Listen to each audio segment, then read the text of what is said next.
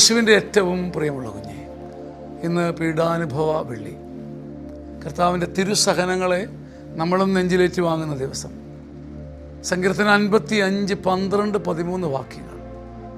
ശത്രുവല്ല എന്നെ നിന്ദിക്കുന്നത്, ആയിരുന്നെങ്കിൽ ഞാൻ സഹിക്കുമായിരുന്നു. എതിരാളി അല്ല എന്നോട് ധിക്കാരപൂർവ്വം പെരുമാറുന്നത്, ആയിരുന്നെങ്കിൽ ഞാൻ അവരിൽ നിന്ന് മറഞ്ഞിരിക്കുമായിരുന്നു. എന്നാൽ എൻ്റെ ചങ്ങാതിയും സഹചരനും ഉറ്റ സ്നേഹിതനുമായ നീയാണ് അത് ചെയ്തത്. എന്നെ മുഴുവൻ അറിഞ്ഞ നീ, എൻ്റെ മനസ്സ് അറിഞ്ഞ നീ, എൻ്റെ കൂടെ സഞ്ചരിച്ച നീ, എൻ്റെ കൂടെ ചോറുണ്ട നീ, ഒരു പാത്രത്തിൽ നിന്ന് കൈയിട്ട് വാരി ഭക്ഷിച്ച നീ അത് ചെയ്തു.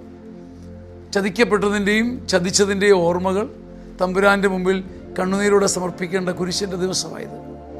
നാം ഒരുപാട് ചതിക്കപ്പെട്ടിട്ടുണ്ട്, നമ്മളും ചതിച്ചിട്ടുണ്ട്. ചതിയുടെയും വഞ്ചനയുടെയും വേദനകളും ഓർമ്മകളും പേറുന്ന എല്ലാവരും കുരിശിൻ്റെ ചുവട്ടിൽ പ്രത്യാശയോടെ മുഖമുയർത്തുന്ന ദിവസമാണ്. മനുഷ്യൻ ഒരിക്കലും ചതിച്ചു, അല്ലെങ്കിൽ മനുഷ്യൻ പലവട്ടം ചതിച്ചു, ഒരിക്കലും ചതിക്കാത്തവൻ്റെ കുരിശിൻ്റെ മുമ്പിൽ നിവർന്നു നിൽക്കുന്ന ദിവസമാണിത്.